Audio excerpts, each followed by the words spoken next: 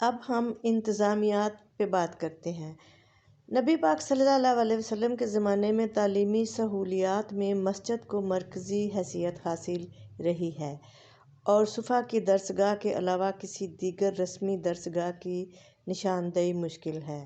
تاہم صفا کی درسگاہ کو ایک رسمی اقامتی درسگاہ کی حیثیت حاصل تھی۔ اس درسگاہ میں داخلے کی چند شرائط تھیں، مثلاً ان لوگوں میں سے جب کوئی شادی کر لیتا تو اس جماعت سے نکل جاتا تھا اور ان کی بجائے وہ دوسرے لوگ شامل ہو جاتے تھے۔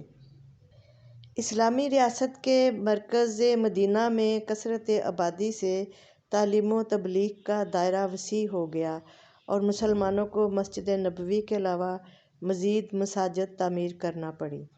ابو داؤد نے کتاب المرسل میں لکھا ہے کہ صرف مدینہ کے اندر آپ کے زمانے میں 9 مسجدیں تھیں جہاں الگ الگ جماعتیں ہوتی تھیں۔ ان کے علاوہ متفرق روایات میں مختلف قبائل کی 20 مسجد کا ذکر کیا جاتا ہے۔ تاہم مدینہ منورہ میں مسلمانوں کی کثرت آبادی اور مختلف مساجد میں تعلیم و تعلم کی موجودگی نے مسلمانوں کو تعلیم کے اصل منبع پر کھڑا کر دیا، اور اس کا فائدہ یہ ہوا کہ مسلمان اپنی مصروفیات کے باوجود حضرت صلی اللہ علیہ وسلم کی خدمت میں حاضری دیتے اور ان سے معلومات سے مستفید ہوتے۔ نبی پاک صلی اللہ علیہ وسلم نے مالیات کے نظام کو فروغ دیا اور معلمین کا ضابطہ اخلاق قائم رکھنے کی ان کو تلقین کی اور فرمایا کہ اخلاق کے بغیر کوئی بھی قدر جو ہے وہ کامیاب نہیں ہو سکتی، لہٰذا اخلاق کا دامن ہاتھ سے نہیں جانے دینا چاہیے۔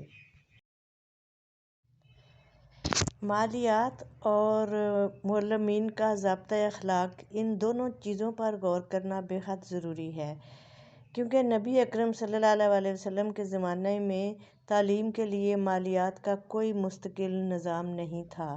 اصحاب صفا دن کو لکڑیاں بیچتے اور رات کو تعلیم حاصل کرتے، یا صاحب ثروت صحابہ ان کی خوراک اور دیگر ضروریات زندگی میں ان کی مدد کرتے تھے، لیکن خلافت راشدہ کے زمانے میں درس و تدریس کی نئی راہیں کھلیں، باقاعدہ معلمین مقرر کیے گئے جن کو بیت المال سے تنخواہ دی جاتی تھی۔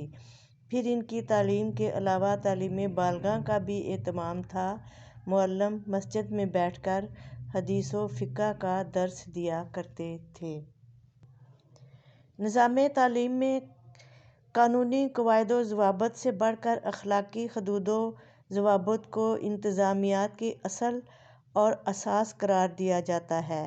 اس سلسلے میں معلمین کے آداب و اخلاق میں خوف خدا، وقار، متانت، اخلاق رذیلہ سے اجتناب، احترام علم، پابندی اوقات اور مطالعے میں استمرار اور طلباء سے حسن سلوک کو نمایاں حیثیت حاصل رہی ہے۔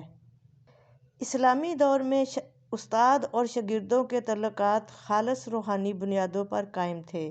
استاد شاگردوں کے ساتھ لطف و محبت سے پیش آتے، ان کے اخلاق و عادات کی نگرانی اور ان میں اسلامی پاک بازی اور پرہیزگاری پیدا کرنے کے علاوہ ان کی ہر قسم کی ضرورتوں پر نگاہ رکھتے تھے۔ امام غزالی کہتے ہیں کہ معلم کا حق والدین کے حق سے زیادہ ہے، اور جس طرح والدین بچوں پر شفقت اور مہربانی کرتے ہیں، اسی طرح معلمین کا بھی فرض ہے کہ وہ اپنے شاگردوں کے ساتھ شفقت اور محبت سے پیش آئیں۔ تو دوستو، یہ تھا درس و تدریس کا انتظام ہمارے نبی پاک صلی اللہ علیہ وسلم کے زمانے میں۔ تو امید ہے آپ لوگوں کو یہ ٹاپک پسند آیا ہوگا۔